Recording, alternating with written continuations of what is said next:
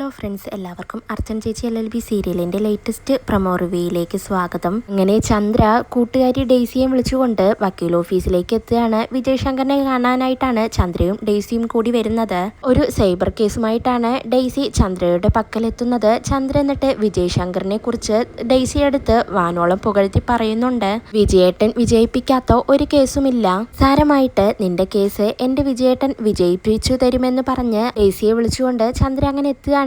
എന്നാൽ വിജയ് ശങ്കറിന്റെ ഓഫീസിലേക്ക് പോകുന്ന വഴി ചന്ദ്ര അങ്ങനെ അർച്ചനയുടെ ഓഫീസിലേക്ക് നോക്കുകയാണ്.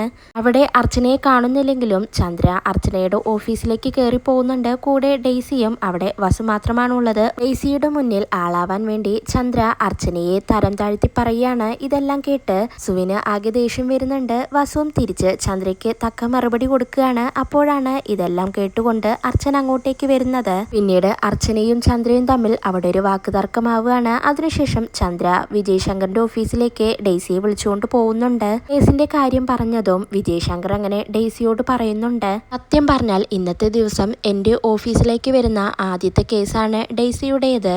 ഇങ്ങോട്ട് വരേണ്ട കേസുകളെല്ലാം ഇപ്പോൾ അർച്ചന അസോസിയേറ്റ്സിലേക്കാണ് പോകുന്നതെന്ന് വിജയ് ശങ്കർ അങ്ങനെ ആ ഞെട്ടിക്കുന്ന സത്യം ചന്ദ്രയോടും ഡെയ്സിയോടുമായി അങ്ങനെ പറയുകയാണ്. ഇത് കേട്ട് ചന്ദ്രയാണെങ്കിൽ ഡെയ്സിയുടെ മുന്നിൽ ആകെ നാണം കെടുന്നുണ്ട്. അതിനുശേഷം വീണ്ടും അർച്ചനയുടെ അടുത്തേക്ക് ചന്ദ്രയും ഡെയ്സിയും കൂടി പോവുകയാണ്. ചന്ദ്രയാണെങ്കിൽ ഒട്ടും വിട്ടുകൊടുക്കാതെ തന്നെ അർച്ചനയുടെ മുന്നിൽ ജയിക്കാനായി അർച്ചനയോട് പറയുന്നുണ്ട്.